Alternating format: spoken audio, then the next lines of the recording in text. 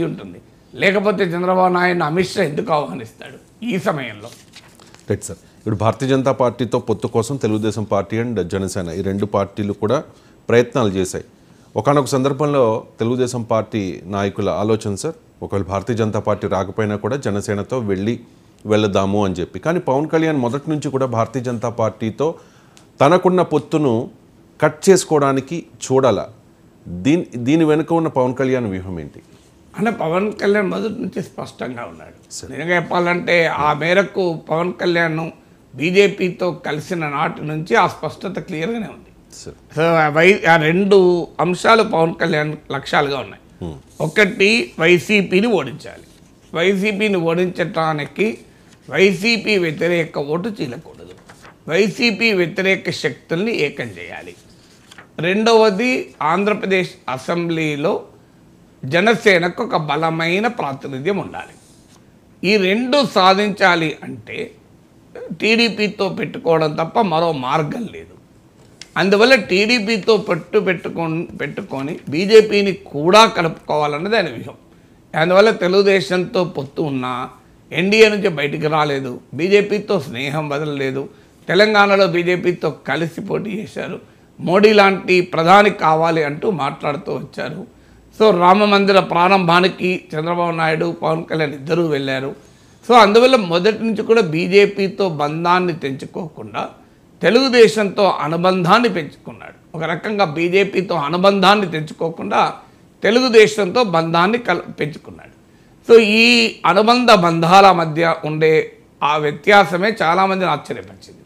బీజేపీతో అనుబంధాన్ని ఉంచుకుంటూ తెలుగుదేశంతో బంధాన్ని ఎలా పెంచుకుంటాడు, టీడీపీ ఎన్డీఏలో లేదు కదా అనేటువంటి ప్రశ్న పదే పదే వచ్చినా, అది పొలిటికల్గా కొంత స్ట్రేంజ్గా కనిపించినా బహుశా సమయమే దీనికి పరిష్కారం చెప్తుంది.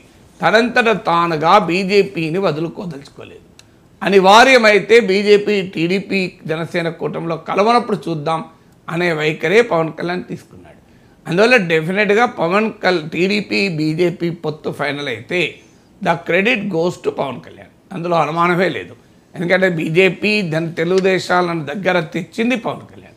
పవన్ కళ్యాణ్ మరి అందువల్ల ఇన్స్ట్రుమెంటల్ పాత్ర పోషిస్తాడు ఈ అలయన్స్లో. ఈవెన్ బీజేపీ జాతీయ నాయకత్వం కూడా చంద్రబాబు నాయుడు కన్నా పవన్ కళ్యాణ్ ఎక్కువ విశ్వసిస్తుంది, అనుమానమే లేదు. మీరు బీజేపీ వర్గాలను అడగండి, మా నరేంద్ర మోడీ చంద్రబాబు నాయుడు నమ్మడు, ఆయన చాలా జాగ్రత్త పడతాడు అని. ఎందుకంటే నాకు ఇప్పటి గుర్తు 2014 ఎన్నికల్లో టీడీపీతో పొత్తుకు చర్చలు జరపడానికి బీజేపీ జాతీయ నాయకత్వంలో వెళ్తున్న వారిలో ఒక అతను నరేంద్ర మోడీ వెళ్ళే ముందు పిలిచాడట. పిలిచి, నీవు ఎవరితో పొత్తు పెట్టుకోబోతున్నావు, చర్చలు జరుపుతున్నావు తెలుసు కదా, ఆయన చంద్రబాబు నాయుడు, జాగ్రత్తగా ఉండు అని వార్న్ చేసి పంపించాడని బీజేపీలో ఒక అగ్రనాయకుడు నాకు చెప్పాడు. అంత అప్రమత్తంగా ఉంటారు బీజేపీ నాయకత్వం. ఎందుకంటే చంద్రబాబు నాయుడు ఊగిసలాట జగమెరిగిన విషయం కదా. ఆయన బీజేపీ పట్ల ఎన్నిసార్లు ఎన్ని రకాలుగా మారాడు అని అందరికీ తెలుసు. సో అందువల్ల పవన్ కళ్యాణ్ బీజేపీతో కలిశాక ఆ వేవరింగ్ ఎప్పుడు చూపెట్టలేదు. అందువల్ల ఖచ్చితంగా బీజేపీ చంద్రబాబు నాయుడు కన్నా కూడా పవన్ కళ్యాణ్ నమ్ముతుంది, పవన్ కళ్యాణ్కి ఎక్కువ ప్రియారిటీ ఇస్తుంది. అందువల్ల ఈ నేపథ్యంలో ఇంకో చర్చ కూడా జరుగుతుంది, ఆసక్తికరమైన చర్చ. అసలు పవన్ కళ్యాణ్ అసెంబ్లీకి పోటీ చేయడా, పార్లమెంటుకి చేస్తాడా అని, లేదా రెండింటికి చేస్తాడా, అటు పార్లమెంటుకు ఇటు అసెంబ్లీకి. ఎందుకు జరుగుతుంది అంటే పార్లమెంటుకు అసెంబ్లీకి పోటీ చేస్తే పవన్ కళ్యాణ్కు వెసులుబాటు ఉంటుంది. ఇదివరకు 2 అసెంబ్లీకి చేశాడు.